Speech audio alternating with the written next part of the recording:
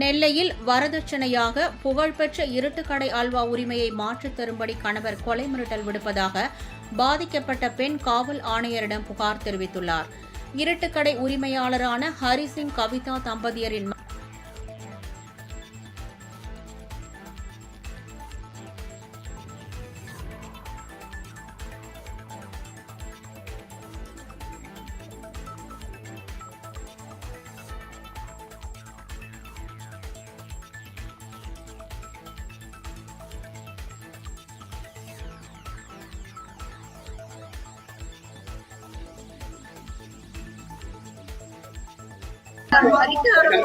கூட்டிட்டு போய் அவளுக்காக அடிமையா இருந்து அவளுக்கு எதாவது செய்யலன்னா சூசைட் அளவுக்கு நான் உனக்கு ரிட்டர்ன் பண்ணிடுவேன்.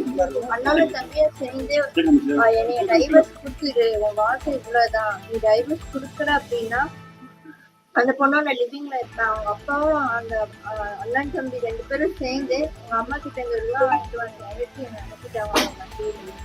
கொலை மிரட்டலே பண்ணிட்டாங்க, பிசிக்கலாவும் இது பண்ணிருக்காங்க.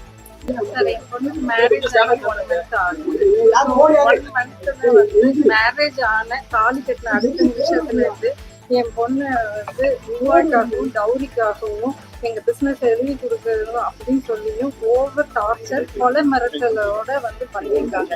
41 days அவங்க வீட்டுல இருந்திருக்காங்க.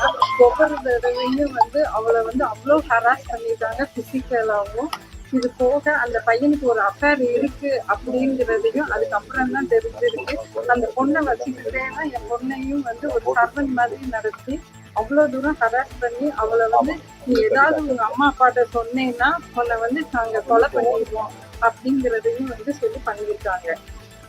அதுக்கப்புறம் அவ இங்க வந்த போதுதான் எங்களுக்கு தெரியும், அவங்க மாமனாரும் அந்த பையனும் சேர்ந்துதான் அவங்க கார்ல வந்து நீ உங்க அம்மா அப்பாட்ட எல்லாம் எழுதி வாங்கினாதான் வரணும், இவ போக மாட்டேன் அப்படின்னு சொல்லி இருக்காங்க. நீ டைவர்ஸ் கொடுக்குற அப்படி இல்லைன்னா இல்ல நான் கொடுக்க மாட்டேன், இல்ல நான் லிவிங்ல முன்னாடியே வந்து வாழ்ந்து காட்டுவேன் அப்படின்னு அவர் அப்பாட்ட பேசுனா அவர் வந்து என் தொழிலே உண்மையை பொய்யா சொல்றதும் பொய்ய உண்மையா சொல்றதுதான் இருக்கு. நான் எனக்கு பிஜேபி சப்போர்ட் இருக்குது. இது போக எனக்கு பிஜேபி சென்ட்ரல் கவர்மெண்ட்ல இருந்து ஸ்டாண்டிங் கவுன்சில்ல போஸ்டிங் கொடுத்துருக்காங்க. அதனால எந்த டிபார்ட்மெண்ட்னாலையும் எந்த ஒரு டாக்குமெண்ட்டையும் நான் வந்து பொய்யா அங்க வந்து கொடுத்துருவேன். உண்மையா இருக்கிறத பொய்யாக்குவேன், பொய்யா இருக்கிறத உண்மையாக்குவேன்.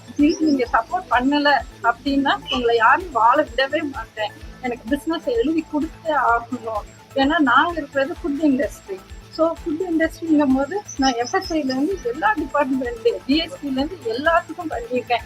நேற்று ராத்திரி கமிஷனர் ஆஃபீஸ்ல இருந்து அவங்களுக்கு என்கொயரி போன பிறகு ஒரு ரிப்போர்ட்டருக்கே கூப்பிட்டு அவங்க வந்து மிரட்டியிருக்காங்க. நீங்க இங்க வந்து இருக்கும்போது எத்தனை ஃபோன் கால்ஸ் நீங்களே வந்ததை பார்த்துருக்கீங்க. எல்லாத்தையும் நேற்று எனக்கு மிரட்டிட்டு டெலீட் பண்ணிட்டு இன்னைக்கு காலையில சாரி அப்படின்னு சொல்லி அகைன் வந்து மெசேஜ். இது எல்லாத்தையுமே உங்கள்கிட்ட நான் காட்ட தான் செஞ்சேன்.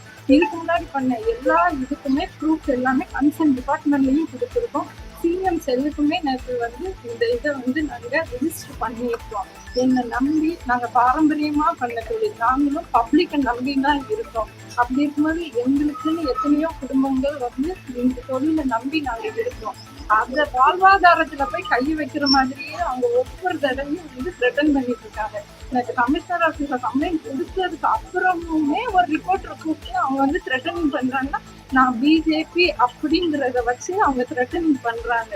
ஏன்னா என் தொழில் வந்து அப்படி, நான் அட்வொகேட்டு, நான் இப்படிதான் பண்ணுவேன்னு அவர் வந்து டேரிங்கா வந்து பண்றாரு. அப்போ நாங்க இதுக்கப்புறம் எப்படி நிம்மதியா வாழ முடியும்? என் பொண்ணை 1 மாசம் வந்து அவ்வளோ செலவு பண்ணி நான் கல்யாணம் பண்ணி வச்சு அதுவும் காணாதுன்னு சொல்லி எனக்கு வந்து கார் வேணும், தொழில் வந்து இப்பவே எழுதி கொடுங்க, இந்த மாதிரி பிசிக்கல் ஹராஸ்மெண்ட் அவளை வந்து பண்ணியிருக்காங்க. அதனாலதான் நாங்க போய் கம்ப்ளைண்ட்